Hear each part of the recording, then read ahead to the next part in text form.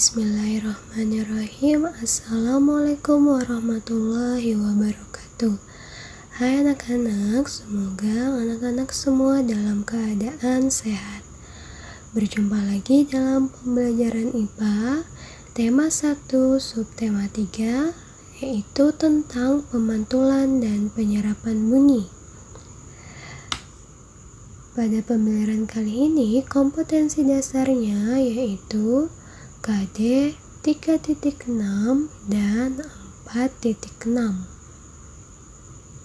Dengan tujuan pembelajaran yang akan dicapai, diharapkan anak-anak dapat menjelaskan pemantulan bunyi, dapat menjelaskan penyerapan bunyi, dapat menyebutkan dan menjelaskan macam-macam bunyi pantul, serta dapat membedakan gaung dan gema.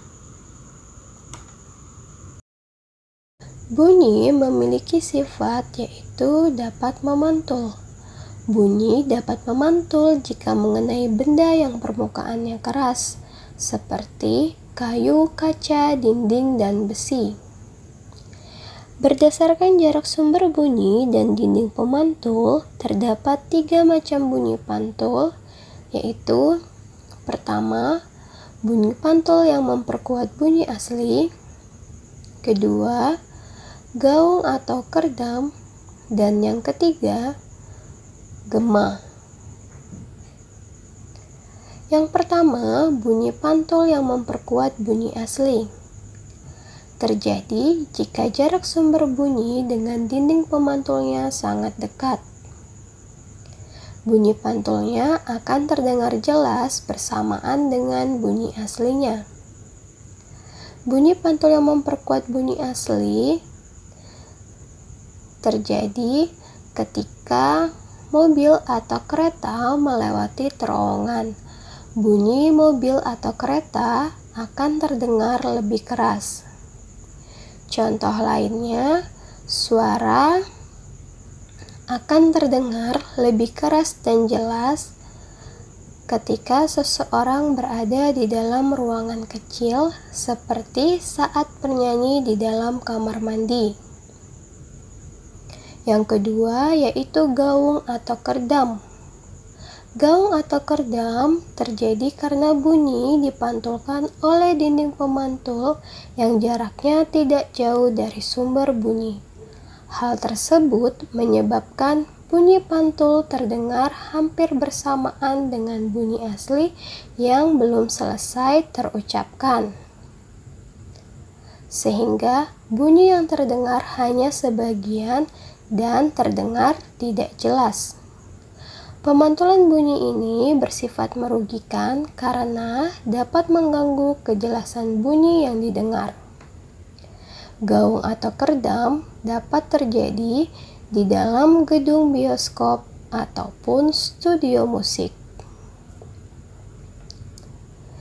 Yang ketiga yaitu gema. Gema terjadi karena bunyi dipantulkan oleh dinding pemantul yang jaraknya sangat jauh dari sumber bunyi.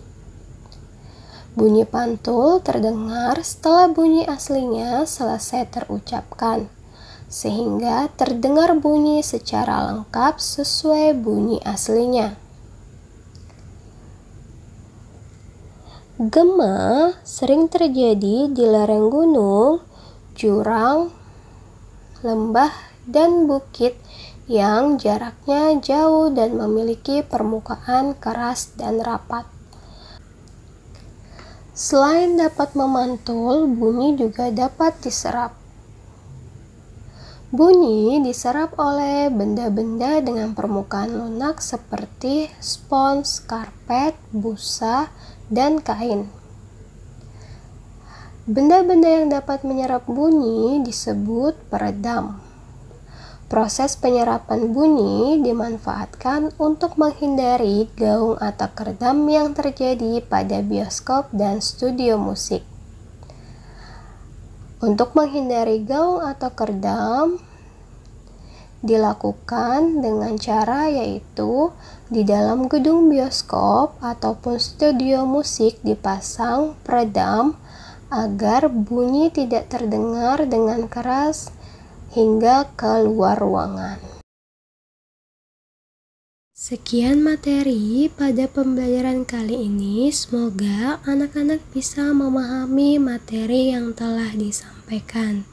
Jangan lupa selalu menerapkan protokol 5M dan selalu semangat dalam belajar. Terima kasih. Wassalamualaikum warahmatullahi wabarakatuh.